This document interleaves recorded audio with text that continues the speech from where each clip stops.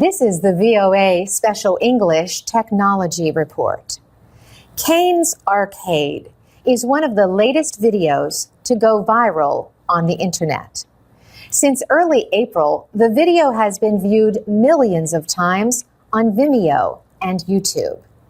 It tells the story of 9-year-old Cain Monroy in Los Angeles. He used cardboard boxes, scissors, tape, and other materials to build a game center in his father's used car parts store.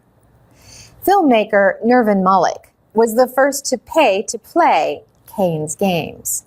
He is also responsible for the Caines Arcade video. In the video, he explains how he met Cain. The filmmaker had to get a door handle for his 1996 Toyota Corolla. So he pulled into this used auto parts store and came across this elaborate cardboard arcade. He asked Cain how much it cost to play. He's like, for $1, you get 4 turns, but for $2, you get a fun pass. He asked Cain how many turns you get with a fun pass. He goes, 500 turns for a fun pass. So Mr. Malik got a fun pass and the idea for the video. Caines Arcade has basketball and soccer, game tokens and tickets, and colorful bags of cotton candy. It even has one of those machines where you try to pick up a prize with a mechanical claw. Like at most arcades, the claw game is hard to win. But at $2 for a fun pass worth 500 plays, it's well worth the effort. Nervin Malik says his visit to Caines Cardboard Arcade gave him much more than he expected. He told us, "I felt like a little kid again, and it was like he'd given me this tremendous, unexpected gift." In return, Mr. Malik gave Cain an unexpected gift too. He created a flash mob through Facebook. He set up a date and time and invited people to come and help him fill Caines Arcade with customers. The event was also published on the Hidden LA and Reddit websites. The news spread quickly. Cain had 500 Facebook fans by the time the flash mob took place. More than 100 adults and children visited Caines Arcade that day. Cain called it the best day of his life. Since then, he and his arcade have become famous, and so has Mr. Malik. In his words, "There's a reason I was driving a 96 Corolla, and it's looking like I might be able to get to make movies that I've been trying to make for a long time." Mr. Malik created a scholarship fund for Cain, and to help other creative kids, the Gold Hirsch Foundation has agreed to match every donation up to $250,000. For VOA Special English, I'm Carolyn Presutti. This is the VOA Special English Technology Report. Students from Arizona State University won top honors this spring at the Imagine Cup Finals in the United States. Microsoft Corporation organizes the competition every year. The Imagine Cup asks students to use their imaginations and their love of technology to solve some of the world's biggest problems. More than 100,000 students in the United States alone registered for the event this year. 22 teams were chosen to take part in the finals in Seattle, Washington. Team Flash Food won first place in the Imagine Cup's software design competition. The team developed a computer software application and website to help speed food donations from restaurants, hotels, and farmers markets to needy families. Eric Lenhart is the leader of Team Flash Food. He says food insecurity affects a lot of people, especially in large population centers. He notes that some people do not know where their next meal is coming from. His team's winning mobile application and website is designed for operators of restaurants. They can enter information about the food they would like to donate. Then, volunteer drivers go to pick up the donations and take them to those in need. Richard Philly is director of the Engineering Projects in Community Service program at Arizona State. Team Flash Food is one of the program's 37 projects. Richard Philly says winning the Imagine Cup's software design category is a major honor. But, he says, it is not what energizes his students. He says they want to change the world and make a difference. Microsoft is celebrating the 10th year of the Imagine Cup. Mark Hinsbo is a vice president with the company. He says the competition has changed a lot since it first began. Years ago, it mainly involved computer science, and almost all of the students had a computer science education. Mark Hinsbo says the students who compete now have different areas of expertise.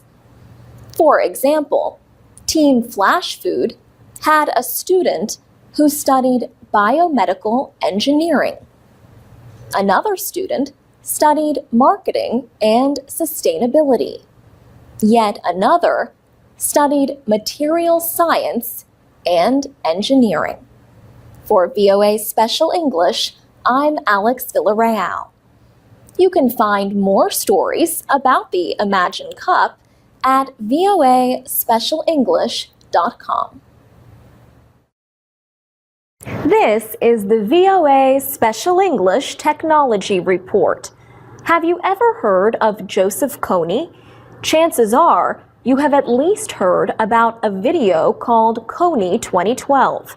An American nonprofit group posted it on YouTube in early March. The half-hour video quickly went viral with tens of millions of views.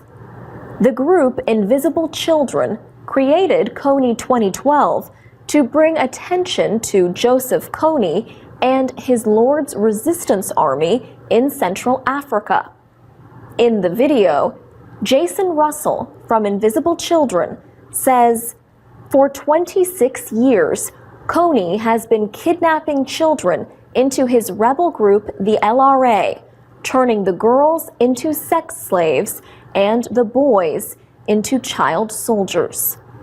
The group hopes the video will lead to his capture before the end of the year. Many people praise Kony 2012 for bringing attention to the issue, but others have criticized it and accused the creators of seeking financial gain. Critics say the way some of the information is presented may be misleading. Louisa Lombard is a graduate student in Duke University's Department of Cultural Anthropology. Ms. Lombard has studied conflict and policy in Africa. She says much of the information presented in the video is old. She says viewers get the impression that this is a northern Ugandan problem. In fact, she says, the LRA has not been operating in northern Uganda for years. They moved first to South Sudan, then on to the Democratic Republic of Congo and into the Central African Republic. Where they are now is debatable, Ms. Lombard says. The Ugandan government had a similar reaction to the video. In a statement, the government thanked the international community for its interest in Joseph Kony and the LRA, but it made clear that the group had not been active in Uganda since 2006. Uganda says the LRA is no longer a major threat and that the group now has less than 300 members. Paul Levinson is a professor of communication and media studies at Fordham University in New York. He says the important thing about the video is that it brings attention to Joseph Kony and the LRA. In his words, if it's slightly off in a fact or two, that's a very, very minor criticism. On March 15th, Jason Russell was hospitalized after San Diego police found him in his underwear, following reports that he had been naked and screaming in the streets. The head of Invisible Children said the filmmaker was suffering from exhaustion, dehydration, and malnutrition. For VOA Special English, I'm Alex Villarreal. For more technology news, for people learning English, go to voaspecialenglish.com. This is the VOA Special English Technology Report. A new study shows that sexting is not as common among young people as earlier findings suggested. Researchers at the University of New Hampshire interviewed more than 1,500 Internet users between the ages of 10 and 17. Just 2.5% of them said they had either sent or received naked pictures over their mobile phones or the Internet. Earlier surveys had suggested that as many as 20% of teens were involved in such activities. But one problem is that some of those findings included young adults, 18 and 19-year-olds. Dan Rousey is Senior Director for Technology Programs for the Boys and Girls Clubs of America.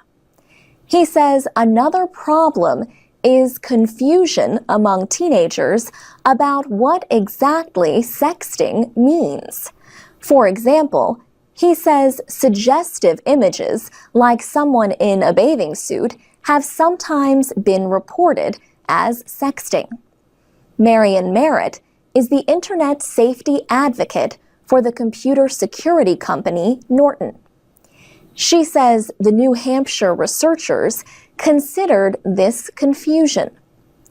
They segmented the really most egregious or dangerous kinds of images people might be posting and sending from texts that might be more suggestive.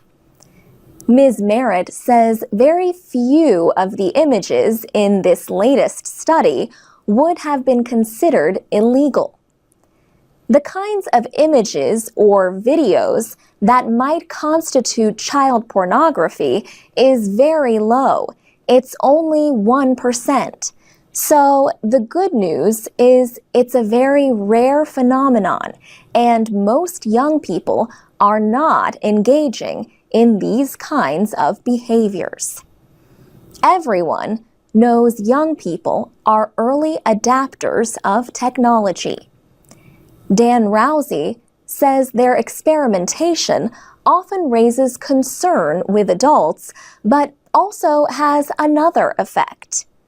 We get a new technology in, and teens, they push that envelope, and in some ways, as a society, help us see all of the possibilities with new technologies as well. The journal Pediatrics published the new study in December. In a second study, the New Hampshire researchers found that very few sexting cases investigated by police led to arrests. Marion Merritt is glad about that. Over the last several years, we've seen law enforcement across the country start to take a more modulated approach and not going for full enforcement of, a mistake, a momentary lapse in judgment from young people who don't understand the power of the images they may be sharing. For VOA Special English, I'm Alex Villarreal. This is the VOA Special English Technology Report. Hate groups and terrorists are increasingly using the internet to spread their beliefs. The Simone Wiesenthal Center, based in California, says the problem is getting worse. The center has released its latest digital terror and hate report. Rick Eaton is a researcher with the group. He says the internet offers a lot of information, not only about things like making explosives, but also about kidnapping and guerrilla warfare. And many times, he says, this information is connected with political philosophy on not only how to do it, but where you should do it and what targets you should attack. The new report identified about 15,000 websites considered problematic. They included news groups, social network pages, YouTube videos, and games that could incite hatred. Officials say there was only one such website when the center first launched the project in 1995. Rick Eaton says Al-Qaeda was one of the first terrorist groups to use digital technology. He says the group's online presence continues to grow. The Simone Wiesenthal Center is a Jewish human rights organization. This is its 14th year reporting on internet terror and hate. Rabbi Abraham Cooper is Associate Dean of the Center. He says hate websites increasingly target religious minorities. In his words, whether it's a hate crime in the United States, or if you're looking at the targeting of Christians from Nigeria, the Coptic Christians in Egypt, what's happening in Iraq, right through to Afghanistan and Pakistan, you have the targeting of millions of people. Rabbi Cooper says we must all take part in solving the problem of internet terror and hate. He says people need to recognize when websites cross the line from free speech to targeting groups for discrimination and violence. He also says religious and ethnic leaders must work together to condemn all forms of hatred. In his words, we have to stand up for our own rights and our own communities. He is especially concerned about websites that call for individual acts of violence by people without ties to terrorist organizations. He says such websites are even more worrying because they are harder for law enforcement officials to identify. The new Digital Terror and Hate Report is the first to be offered to law enforcement officials through an online app that provides up-to-date listings. For VOA Special English, I'm Carolyn Presutti. This is Alex Villarreal with the VOA Special English Technology Report. formerly called the Development Report. Before we changed the name, we went on our Facebook page and asked for story ideas. Some of you suggested that we talk about ICT, Information and Communication Technology. Well, the International Telecommunication Union, a United Nations agency, released its latest ICT Facts and Figures report in October. Since 2005, the number of Internet users worldwide has doubled to more than 1.5 billion people. At least 2 billion are expected to be online by the end of this year. The ITU says more than 70% of new Internet users this year will be in developing countries. Still, only 21% of the population of the developing world is online, compared to 71% in developed countries. Susan Telcher is head of the agency's Market Information and Statistics Division in Switzerland. She says there are still very huge divides when it comes to accessing the Internet, especially high-speed Internet. In Africa, not even 10% of the population is using the Internet. Fewer than 16% of homes in developing countries are wired for the Internet. But on the other hand, Ms. Telcher says mobile phone usage has reached 68% in developing countries. The world has almost 7 billion people. 9 out of 10 now have access to mobile networks. The ITU estimates that mobile subscriptions will reach 5,300,000,000 this year. The majority are in the developing world. And Susan Telcher says more and more people in developing countries are using their mobile phones to connect to the Internet. Ms. Telcher says mobile technology is already improving lives in developing countries. She points to examples like banking by phone, e-health services, and farm reports by text messaging. And the possibilities will only grow as broadband or high-speed connections become more widely available.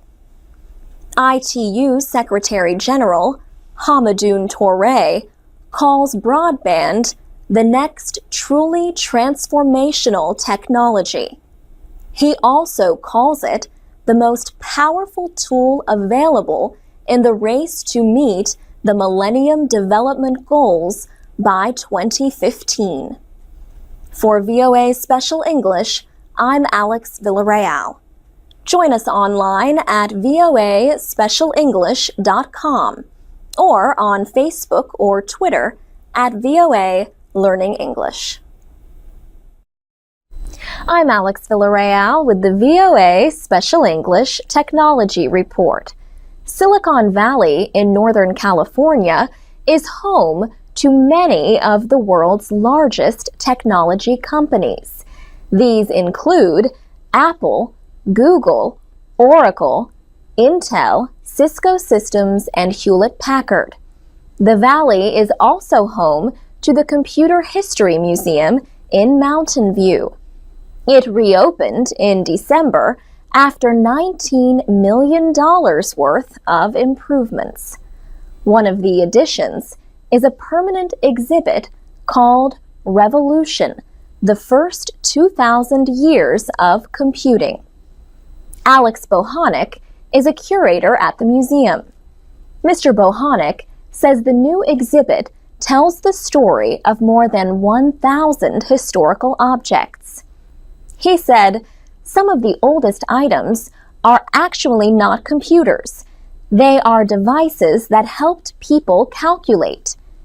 And the first object people see walking into the exhibit is an abacus from the 1800s. Because the abacus is a daily use device made from wood, few of them have survived. Mr. Bohonic says people have the chance to handle some of the objects in the exhibit.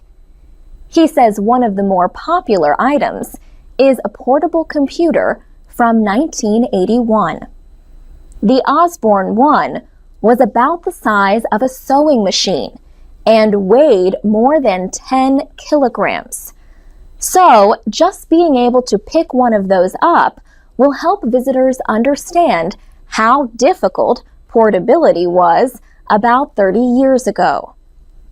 Visitors to the Computer History Museum can also see parts of one of the earliest large-scale electronic computing devices. The ENIAC, or Electronic Numerical Integrator and Computer, was designed during World War II. There are also pieces from the guidance computer that was used during the Apollo space missions. Mr. Bohonic says the Revolution exhibit is about more than the history of modern computing. He says it tells a much larger story about how these developments have affected society and culture, especially in recent years. He said the revolution to most people is that computers are everywhere. If you are crossing the street, there probably is a computer controlling the traffic light. Computers surround us. In some cases, they are even inside us, like the cardiac pacemaker device in the exhibit. The Computer History Museum plans to launch an online version of the exhibit in March. The museum has 100,000 items in its complete collection. Only 2% of them are currently on display. But officials say 75% of the items will be viewable online. For VOA Special English, I'm Alex Villarreal. This is the VOA Special English Technology Report. Using a computer mouse or trackball can be a little tricky. You choose the object you want and move it to where you want it, only to have it end up in a different position. This happens to all of us sometimes, and we think little of it. But for people who have a difficult time controlling their movements, this little navigational issue can be a really big problem. Now, researchers at the University of Washington have developed new cursors that make activating objects easier for people with motor disabilities. Jacob Wobrock is an assistant professor at the University of Washington. He leads the AIM research group that developed the cursors. Professor Wobrock says mouse cursor operations are complex processes that assume things about computer users. He says, for many people who have poor dexterity, the inability to control their fingers well, maybe pain in their wrists or hand, maybe arthritis, those assumptions of the average user, they don't hold. The AIM research group has developed two cursors. One is called the pointing magnifier. Professor Wobrock says it uses a large circular cursor instead of the traditional arrow pointer. Users can make the circle as big as they like. When the circle is positioned over the target, everything in the circle appears larger, almost filling the whole screen. This makes it easier for the user to click on the object. Inside that magnified view, the user sees the regular point cursor, the little arrow, and with that, they can click on the target they want, or they can move the target. The AIM Research Group's pointing magnifier software can be downloaded free from the University of Washington website. AIM is short for Accessible, Interactive, and Mobile. Professor Wobrock says the group's main goal is to make information and computer systems more available and easier to use. And he says AIM's work is not just for people with disabilities. People usually think of accessibility as having to do with someone's physical or cognitive state. But Professor Wobrock says some projects have looked at situational impairments. These are challenges to accessibility that are caused more by the situation that the computer user is in. An example of this might be trying to walk and use a small mobile device at the same time. For VOA Special English, I'm Alex Villarreal. MP3s, podcasts, and transcripts of our reports are at voaspecialenglish.com. We're also on Facebook and Twitter at VOA Learning English. From VOA Learning English, this is the Technology Report. A United Nations special investigator recently called for a ban on the production and use of lethal autonomous robotics, known as LARs.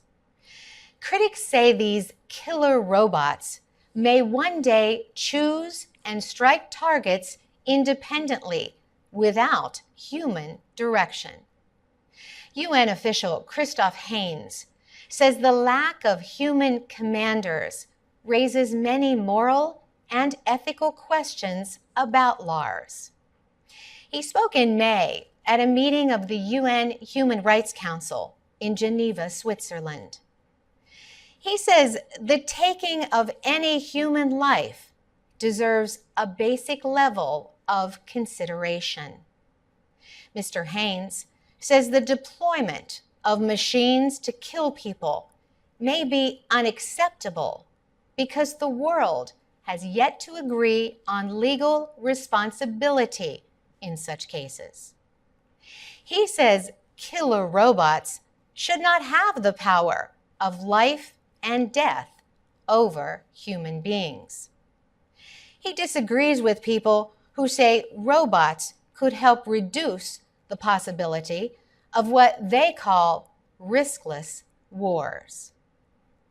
Mr. Haynes says people make mistakes. They can act out of fear or be driven by revenge or cruelty.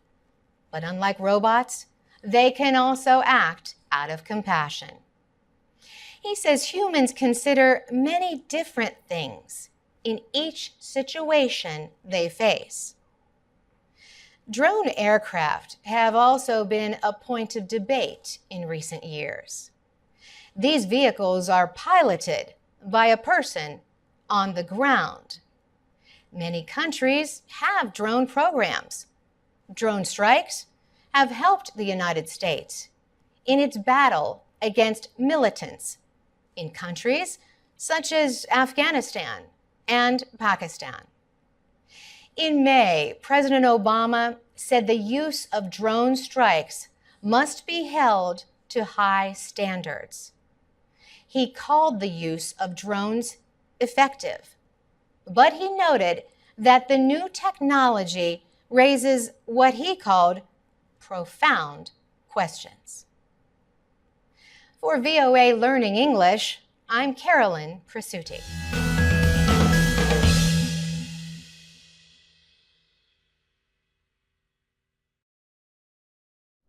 From VOA Learning English, this is the Technology Report in Special English. an international rights group has called on world governments to ban weaponized robots. Human Rights Watch recently released a report called Losing Humanity: The Case Against Killer Robots. It warns that fully autonomous weapons systems could increase the risk to civilians during armed conflicts.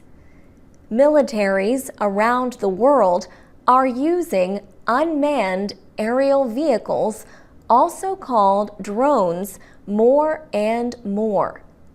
The drones gather intelligence, help identify targets, and fire weapons, but only if a human operator gives the order. Human Rights Watch fears that within 30 years, developments in technology could remove the need for human operators. David Meffam is the United Kingdom Director of Human Rights Watch. He says his group is concerned that robots will not be able to tell the difference between civilians and combatants. The United States and other militaries have stated they have no plans to remove human supervision over the decision to use deadly force. Human Rights Watch says a treaty would help to guarantee that this does not happen. The group says a ban on what it calls killer robots would be similar to current bans on the use of landmines and cluster bombs. Some experts say that all autonomous technology should be discussed. For example, France sent remote-controlled robots to Japan last year to help contain the nuclear disaster at the Fukushima Power Center. This was a job that most people would agree was better left to machines. For VOA Learning English, I'm Alex Villarreal. This is the VOA Special English Development Report. Member countries of the International Criminal Court met in June in Kampala, Uganda. They were there to examine the court's progress for the first time. Observers, human rights activists, and civil society groups also attended the two-week review conference. A treaty called the Rome Statute established the court in The Hague in the Netherlands in 2002. The court can try people for genocide, war crimes, and crimes against humanity when their own countries are unwilling or unable to. The court was also given the right to try crimes of aggression, although it never has. This is partly because ICC members could not agree on how to define aggression. In Kampala, they agreed on a compromise resolution. It defines the crime in terms of acts by a political or military leader against another state in violation of the United Nations Charter. Invasions, attacks, and blockades could all be tried as acts of aggression. So could letting another country use a state's territory for aggressive acts against a third state. The United Nations Security Council has the lead responsibility for deciding that an act of aggression has taken place. But if the Council takes no action within 6 months, the court might still be able to carry out an investigation. Critics pointed out that the agreement does not permit the court to punish aggression by non-member countries or their nationals. Also, members could refuse to accept the court's right to try crimes of aggression. ICC countries also agreed to delay any action by the court on aggression until they re-examine the issue in 7 years. The International Criminal Court has yet to complete its first case involving any crime. 11 cases are currently before the court. They include the case against Sudanese President Omar al-Bashir. He is the first head of state to be charged by the ICC while in office. 2 years ago, the court found him guilty of war crimes in Darfur. Last year, it ordered his arrest, but Sudan rejects the ruling. The ICC review conference took place even as the president was just sworn in for a new term. 111 countries are parties to the Rome Statute. The United States is not among them, but took part in Kampala as an observer. Other countries that have not joined the court include China and Russia. And that's the VOA Special English Development Report. This is the VOA Special English Technology Report. A few degrees can make a big difference when it comes to food storage. Foods can go bad if they get too warm. But for many of the world's poor, finding a good way to keep food cool is difficult. Refrigerators are costly and they need electricity. Yet spoiled food not only creates health risks, but also economic losses. Farmers lose money when they have to throw away products that they cannot sell quickly. But in 1995, a teacher in northern Nigeria named Mohammed Ba-Abba found a solution. He developed the pot-in-pot conservation cooling system. It uses 2 round containers made of clay. A smaller pot is placed inside a larger one. The space between the 2 pots is filled with wet sand. The inner pot can be filled with fruit, vegetables, or drinks. A wet cloth covers the whole cooling system. Food stored in the smaller pot is kept from spoiling through a simple evaporation process. Water in the sand between the 2 pots evaporates through the surface of the larger pot, where drier outside air is moving. The evaporation process creates a drop in temperature of several degrees. This cools the inner pot and helps keep food safe from harmful bacteria. Some foods can be kept fresh this way for several weeks.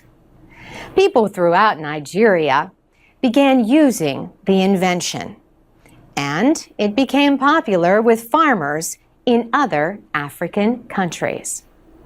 Mohammed Ba-Abba personally financed the first 5,000 pot-in-pot systems for his own community and 5 villages nearby. In 2000, the Rolex Watch Company of Switzerland honored him with the Rolex Award for Enterprise. This award recognizes people trying to develop projects aimed at improving human knowledge and well-being. A committee considers projects in science and medicine, technology, exploration and discovery, the environment, and cultural history. Winners receive financial assistance to help develop and extend their projects. The awards are given every 2 years. The next awards will be presented in late 2012. Last year, Rolex launched the Young Laureates program for the younger generation. For VOA Special English, I'm Carolyn Presutti. We have more programs at voaspecialenglish.com, where people can read, listen, and learn English with texts, MP3s, and activities. We also offer English lessons at the VOA Learning English page on Facebook. From VOA Learning English, this is the Technology Report. High-tech companies are developing the next generation of products that will help us drive cars, do our shopping, and even care for our children. The technology company Intel recently held a demonstration of some of its new devices in San Francisco. One device measured how alert a driver was. Sensors connected to the driver's head measured brain activity. Cameras placed on the car's dashboard measured eye movement. Justin Ratner works at Intel Labs. He says the devices measure how much of the brain is occupied while the person is driving. Devices like these, he says, will make driving safer. Another experimental Intel technology links cars electronically to help prevent crashes. When the driver of the car in front signals a turn or slows down, an alert message is sent to the car in back. There was also a demonstration of a virtual computer. The computer was projected onto the table from a controller hidden in a flower pot. Sensors read the movements of the user's hands, so there was no need for a mouse or other handheld device. This technology could be used in everyday situations. At a market, sensors and computer chips placed in products could help shoppers find the items they want to buy. For example, the technology could help them avoid foods that could cause an allergic reaction. Cameras and sensors are already available to help parents watch their children. In the future, other equipment will monitor a baby's health and mood. And security systems are being improved and simplified with face recognition software instead of complicated passwords. For VOA Learning English, I'm Alex Villarreal.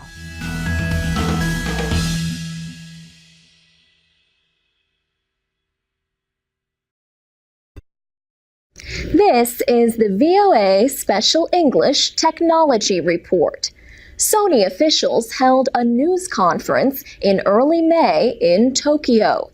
They apologized for the theft of personal information from millions of users of the company's online services. Hackers targeted Sony's PlayStation Network, Sony Online Entertainment, and Curiosity Music Systems.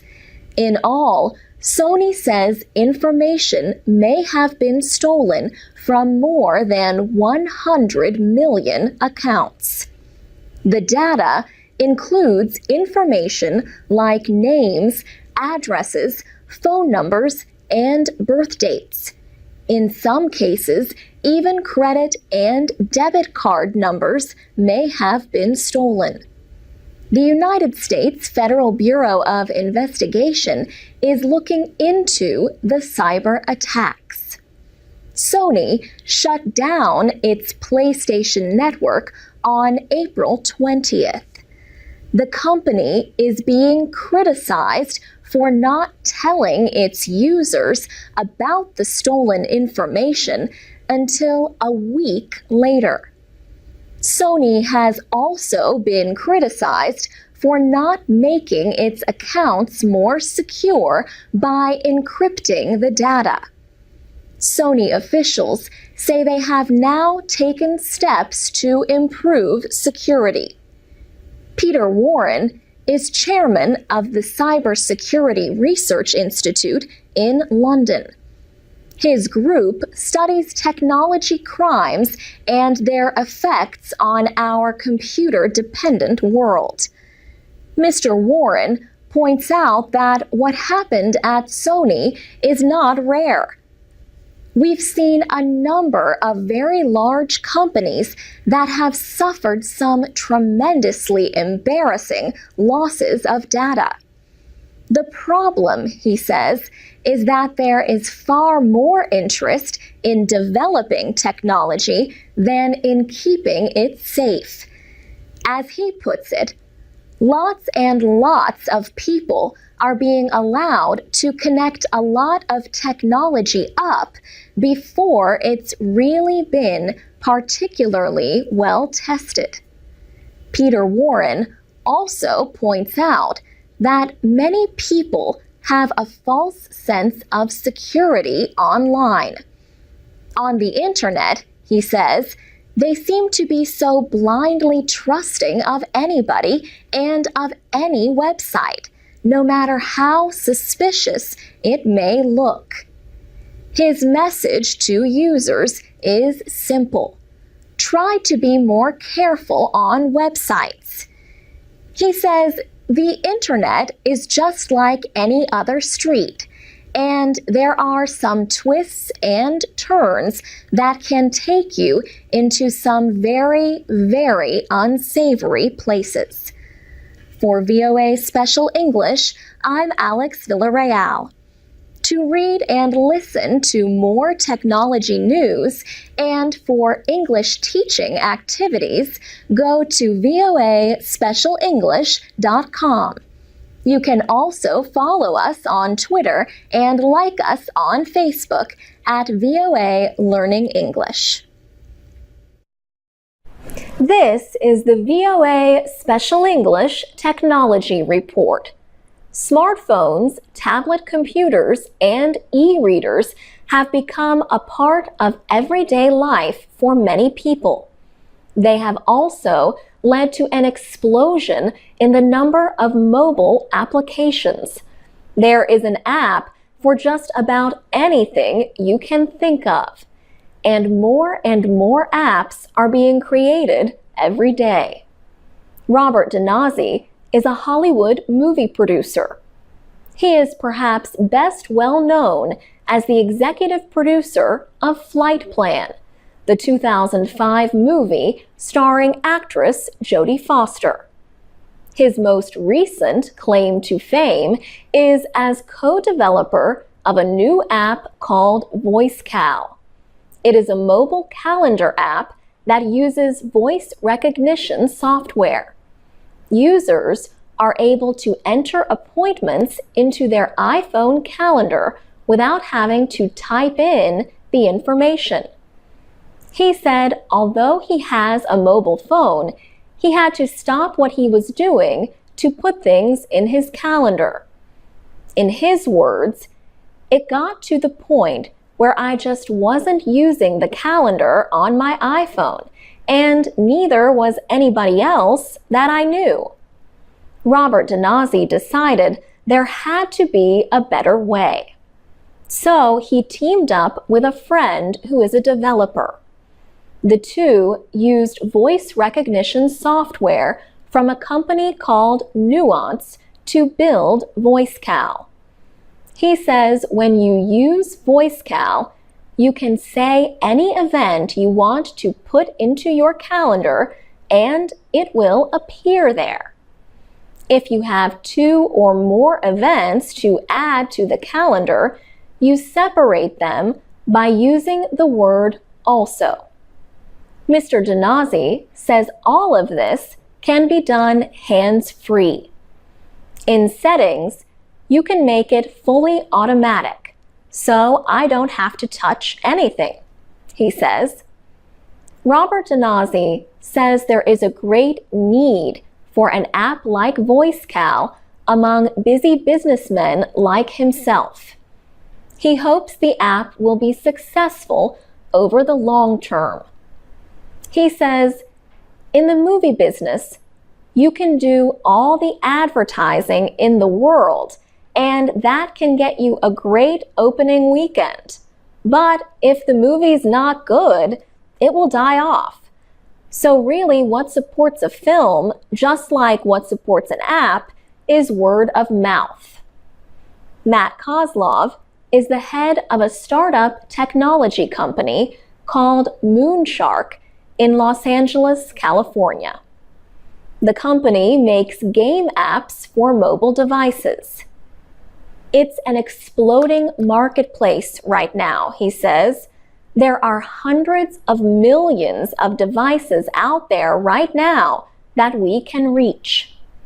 Jennifer Lopez is helping Moonshark with a finger breakdancing game called DancePad. The company is also working with film director John Woo on an action game expected to be released at the end of this year. For VOA Special English, I'm Alex Villarreal.